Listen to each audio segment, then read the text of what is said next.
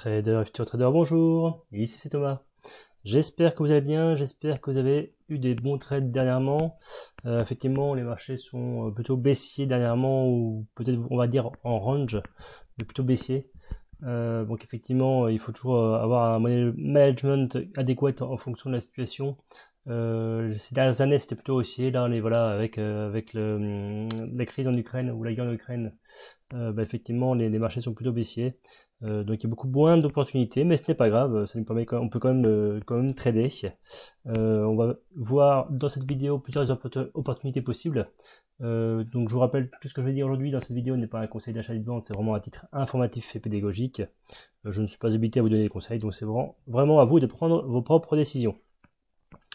Donc on va commencer par l'action Genoé qui est à l'écran. C'était pas forcément par celle-ci que j'avais prévu de commencer. Enfin, je m'étais écrit une liste d'actions et en l'occurrence c'était pas celle-ci la première, mais c'est pas grave. Donc Genoé, donc là comme vous pouvez voir, hein, ici il y a le ticker Algen qui est en haut et ici en haut à gauche vers le milieu il y a le nom de l'action. Donc si vous n'arrivez pas à comprendre ce que je raconte, tout est affiché à l'écran. Donc là, chaque bougie correspond à une semaine de cotation. Alors pourquoi l'action m'intéresse? Vous pouvez voir que finalement depuis plus de 10 ans, l'action finalement était dans un range. Le range a été cassé par le haut finalement depuis quelques mois. Vous pouvez voir avec le jeu des volumes ici en dessous hein, que l'action franchement elle intéresse. À chaque fois qu'il y a une hausse des volumes, l'action a fait une grosse explosion à la hausse. Alors pourquoi je vous en parle aujourd'hui? Il y a deux éléments. Premier élément, vous voyez qu'en fait on vient, alors vous voyez que j'ai tracé ici une droite en noir que j'ai tracée, ça correspond à une résistance, la résistance qui a été cassée à la hausse, donc du coup maintenant devient support. Donc en fait on vient de rebondir sur le support.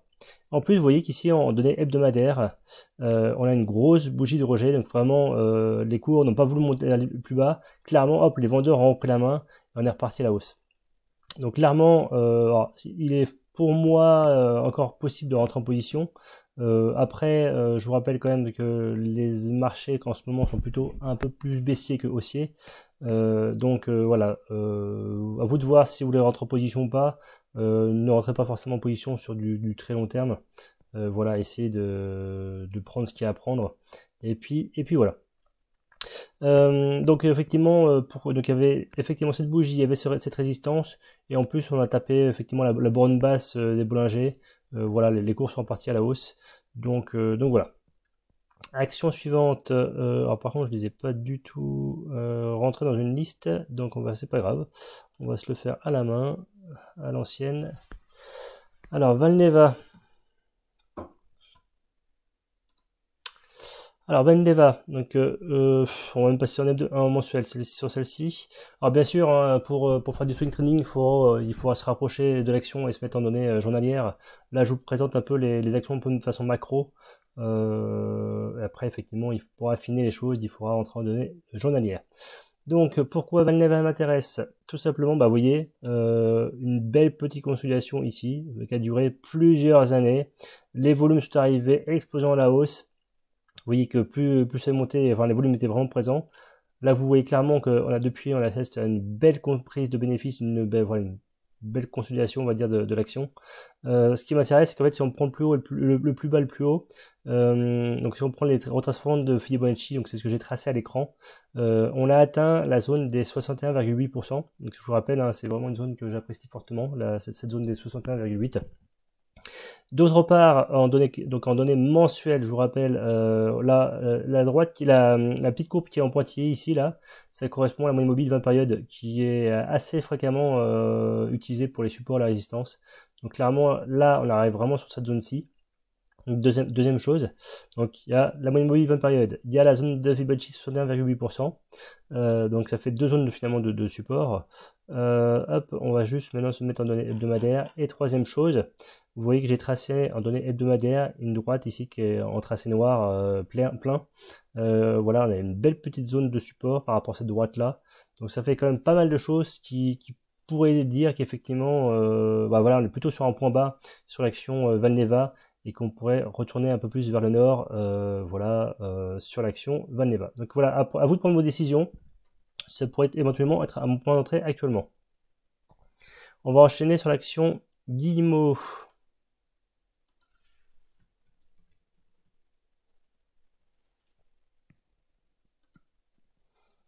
Alors Guillemot, vous pouvez voir qu'effectivement ici, je l'ai sûrement parlé, il y avait une belle petite zone de compression. Prise à l'achat ici, en plus on cassait la zone haute des bandes de Bollinger, donc c'était vraiment une bonne prise de position. Après effectivement, comme premier objectif, l'ancien plus haut qui effectivement a atteint son niveau. Alors ce qui m'intéresse sur l'action aussi, c'est que vous voyez, ça fait une belle zone, une tasse avec une anse ou un double creux. Alors pourquoi je vous en parle aujourd'hui? C'est tout simplement parce que vous voyez qu'ici, en données hebdomadaires, on a une belle bougie de rejet. Donc, en fait, on a rebondi sur la bande de Bollinger inférieure et on a une belle bougie de rejet. Vous voyez que les cours sont descendus et hop, on est reparti à la hausse. Donc, bah, écoutez, moi si j'avais à prendre le trade, je rentrerai en position ici. L'objectif serait vers ces niveaux-là, en mettant un stop loss finalement sous le creux qui est ici. Et voilà, à vous de voir si le trade vous intéresse ou pas. Donc l'action Guillemot. On va passer à l'action suivante. Donc Genoway, on l'avait déjà fait, il me semble. On va passer à l'action Égide.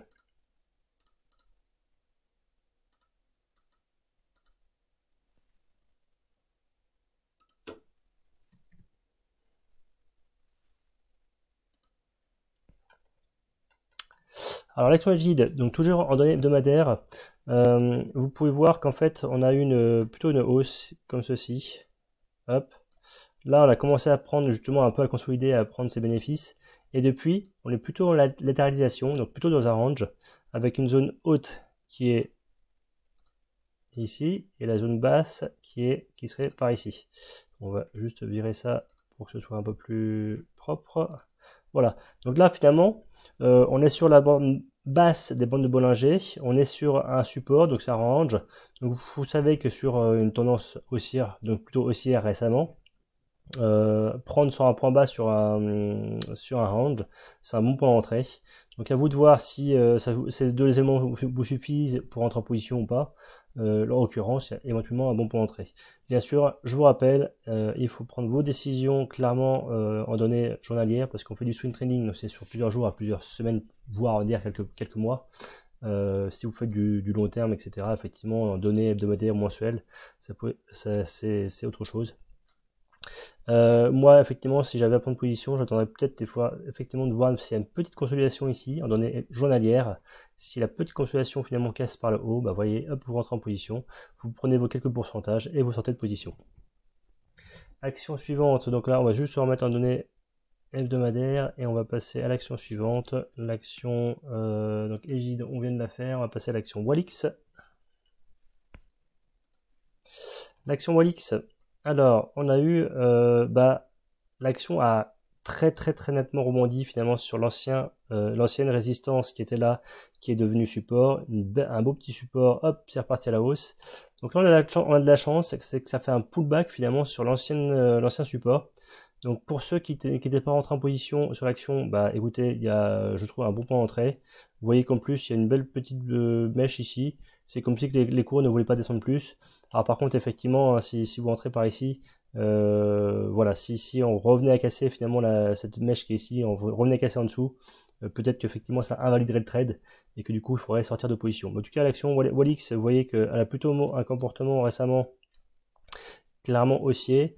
Depuis, bah, effectivement, elle a pas mal débrouillé. J'ai pas du tout fait les retracements Fibonacci et hautes, mais voilà, je la vois bien faire monter en escalier comme ceci. Après, effectivement, peut-être que avec les données macroéconomiques et hautes, ça ne se passera pas comme ça.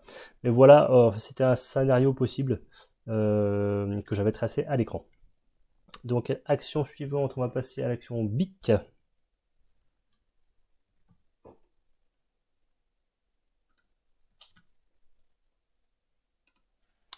L'action BIC, alors, clairement j'en avais déjà parlé, j'avais plusieurs scénarios possibles à l'écran.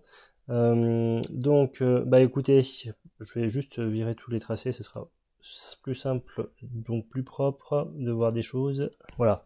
Donc, qu'est-ce qui m'intéresse sur l'action BIC? J'en avais clairement parlé dans le passé. On était plutôt sur un canal baissier. Bon là effectivement on voyait surtout, hop, si je le retrace comme ceci, on pouvait voir qu'il y avait, voilà, il y avait vraiment un petit canal ici. Hein. Je vous l'ai fait grossièrement, mais voilà, il y a un canal baissier ici.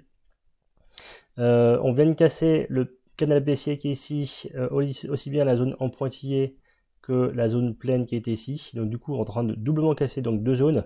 Bon, après, par contre, effectivement, je vous l'accorde, les volumes ne sont pas non plus exceptionnels.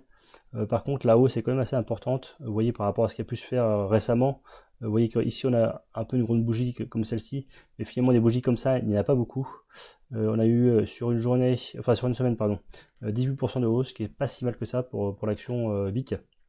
Donc voilà, est-ce que vous considérez que l'action est repartie sur un mouvement haussier? C'est possible, vous voyez qu'on a eu une belle progression, là, clairement dans un marché baissier pour BIC, mais vous voyez qu'on a quand même, voilà, on a un peu latéralisé sur les cours.